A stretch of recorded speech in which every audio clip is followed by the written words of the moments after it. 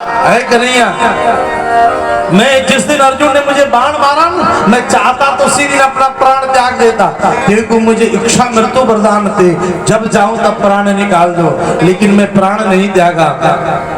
जानते हो क्यों? इसी दिन के लिए कि अंतिम में ठाकुर जी का दर्शन हो जाए, मरने से पहले अंतिम में गोविंद का दर्शन हो जाए, जीवन धन्य हो जाए। और सज्जनों, विष्णु पितामह भगवान का दर्शन करते हुए प्राण त्याग किए भगवान सभी से विदा होकर के द्वारिकापुरी पधारे। इनका राजोचित सत्कार हुआ।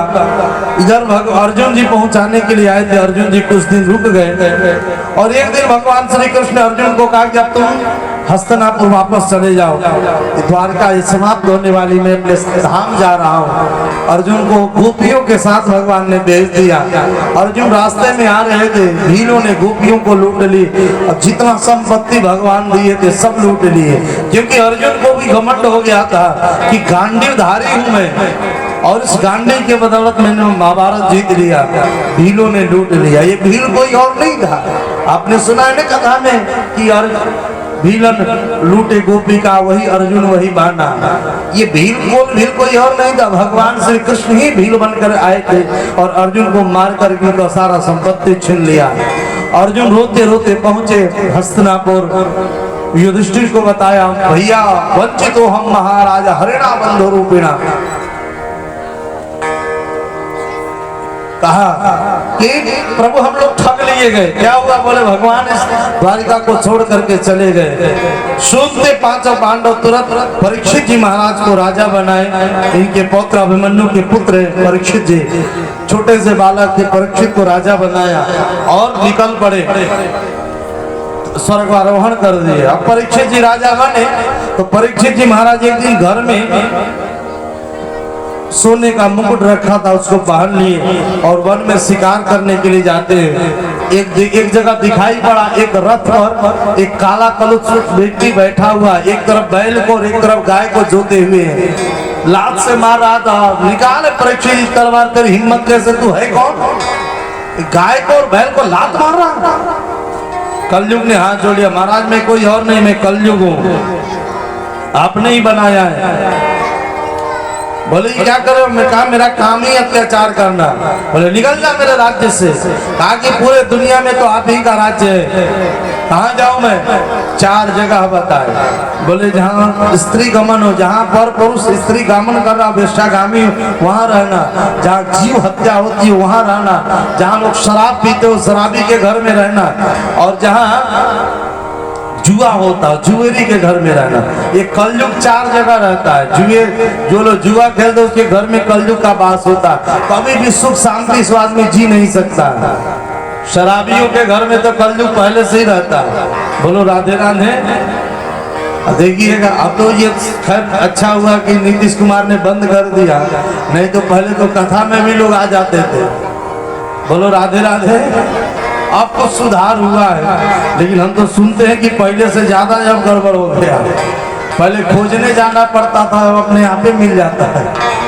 अब हम तो इधर रहते नहीं ज्यादा, इसलिए ज्यादा जानकारी नहीं है। फिर भी तो शराबियों के घर में कलयुग का वास होता है, जीव हत्या करने वालों के घर में कलयुग का वास होता है। कलयुग ने कहा कि ये तो पुराना अड्डा, बढ़िया सा जगह बताइए। तब सज्जनों सोने में रहने का निवास, सोने में वास करने का जगह दे दिया कि स्वर्ण में निवास करना। और सज्जनों जैसे स्वर्ण में निवास करने की बात कही, सोने में प्रवेश कर गए और राजा परीक्षित जो सोने का मुकुट पहने थे, कलयुग सवार हो गया। और फिर ये दूसरे दिन शिकार करने के लिए गए। इनको लगी जोरों से प्यास। एक ऋषि है, उनका नाम है समीक ऋषि। उस समीक ऋषि के कुटिया में गए, बाबा मुझे पानी पिलाओ, महात्मा जी मुझे पानी पिलाओ। देखो ये गृहस्थ का ऐसा नियम नहीं होना चाहिए। कितने लोग जाते हैं मठ में, महाराज जी थोड़ा चाय बनाइए, महाराज जी थोड़ा सा हो जाए भोज भंडार। अरे साधु संत का सेवा करिए, संत महात्मा से सेवा नहीं करवाना चाहिए। राजा परीक्षित ने महात्मा जी को समीक ऋषि को कहा मुझे पानी पिलाइए। महात्मा जी की समाधि लगी थी, आंख बंद था। इनको कलयुग माथे पर सवार था। परीक्षित को लगा कि महात्मा जी पानी पिलाने के डर से आंख बंद कर लिए। ये नकली बाबा, एक मरा हुआ सांप का उठा करके गले में डाल दिया, और मरा हुआ सर्प गले में डाले। सज्जनों, समीक ऋषि तो कुछ नहीं बोले, उनका ध्यान नहीं खुला। उनका बेटा ऋषि सिंह था, वो 8 वर्ष का बालक, वो खेल रहा था।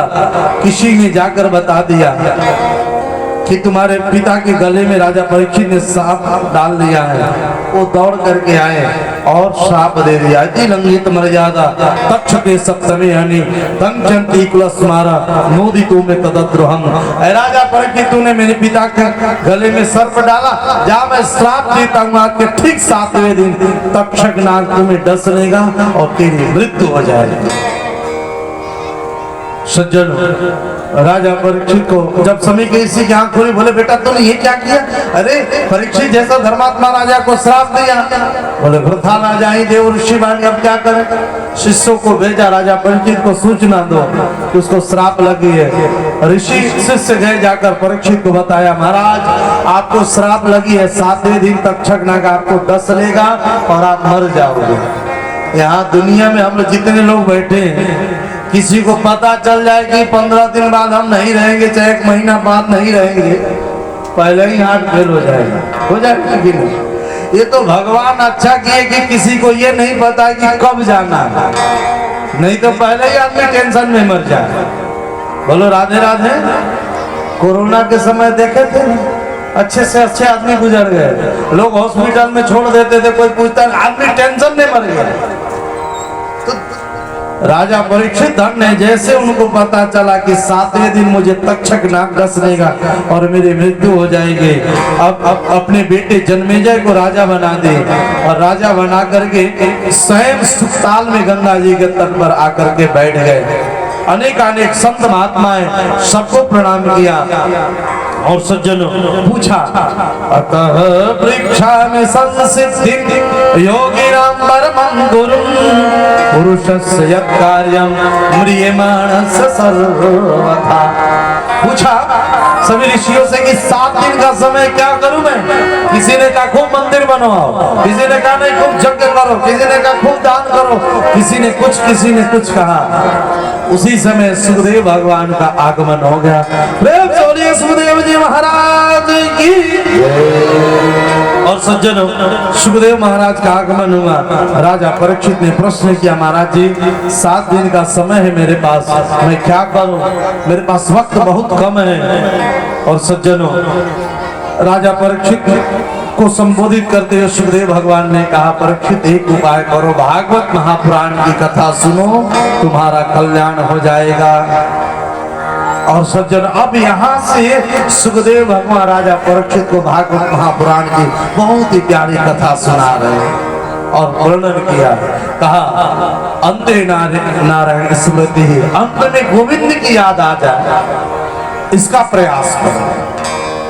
और भगवान की याद कैसे आएगी? गोस्वामी जी तो लिखते हैं कि जन्म जन्म मुनि जतन कराही, अंत राम कही आवत नाही।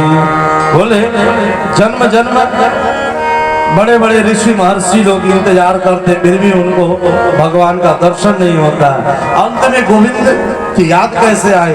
बोले भगवान की कथा सुनिए, भगवान के लीला का दर्शन करिए, भगवान में अपने मन को लगा कर रखिए, एक ना एक दिन भगवान की याद आ जाए। और अंतिम में भगवान की याद आ गई, बात खत्म। जीवन भर पाप किए हो कोई फर्क नहीं पड़ता, अंते नारायण स्मृति ही, अंत में गोविंद की याद आ जाए बस। राधे राधे। और इसी बीच में हमारे गोविंद आ गए। आज 2 झांकी होनी है।